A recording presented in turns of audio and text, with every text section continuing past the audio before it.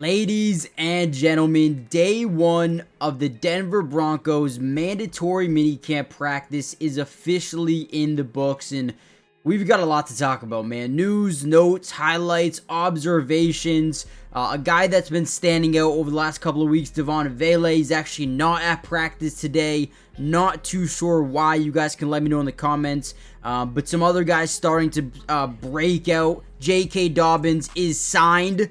He is officially on the team, not at practice today, but should be there the rest of the week. Harvey getting some more activity within this offense. We're going to break down everything you need to know.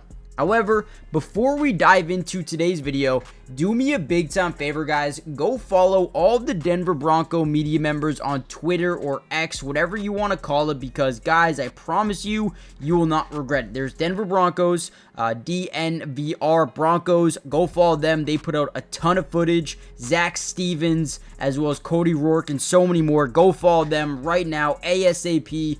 They're going to keep you updated with everything from practices from here on out. So, as you go follow them, let's start to break down today's practice. Now, when we go through this footage here, we see a little bit of, throwing from Bo Nix.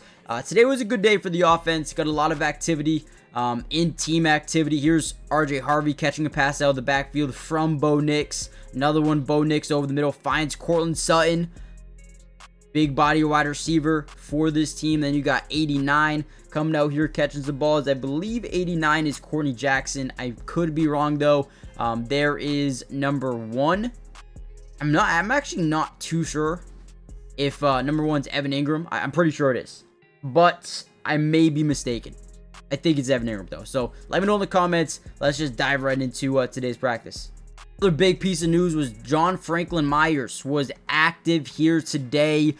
He was missing all of OTAs. I don't think he was here at all. So he was here today. Wicked good news here for the Denver Broncos as they try to make sure that this defensive line is ready to go for the start of the season. Obviously, after mandatory minicamp, they get I want to say a month off before the start of training camp, but last season, this was the best defense in football when it came to getting pressure on the quarterback, and John Franklin Myers, Jonathan Cooper, Nick Bonito, DJ Jones, Zach Allen, all these guys are going to be very, very important in order to establish that same type of energy going into next season. So good thing that he's back in action today.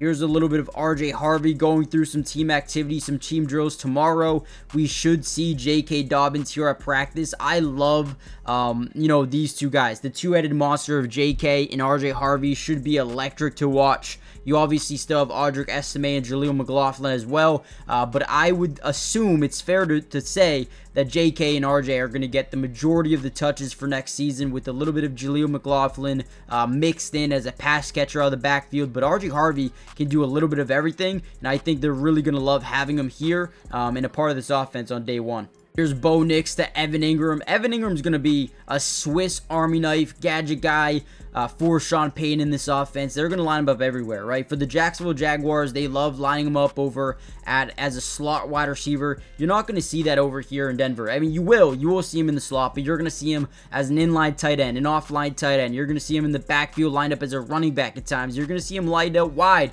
as an X wide receiver. So I'm excited you might even see him taking QB powers, right, as a quarterback. So I'm excited about Evan Ingram. I think he's going to play a massive role within this offense, and if you play fantasy or dynasty, try to go get Evan Ingram, man, because I think he will be a focal point of this offense going into this season. I really do believe he's in for a big year. All right, another play. I love when they do this drill for the quarterback, and essentially what it is killing two birds with one stone.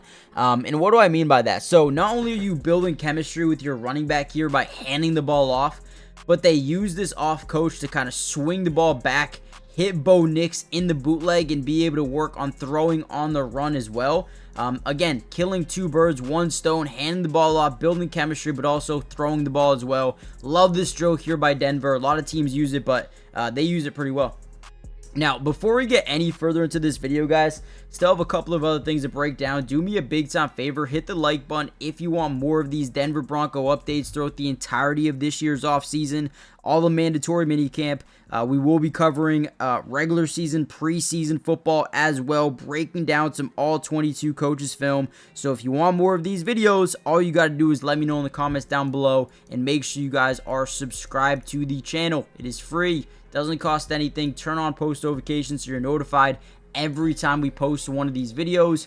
But with that being said, let's kind of dive back into more of today's updates. Here's some Evan Ingram going through some footwork drills. I do want to talk a little bit about post-practice conferences.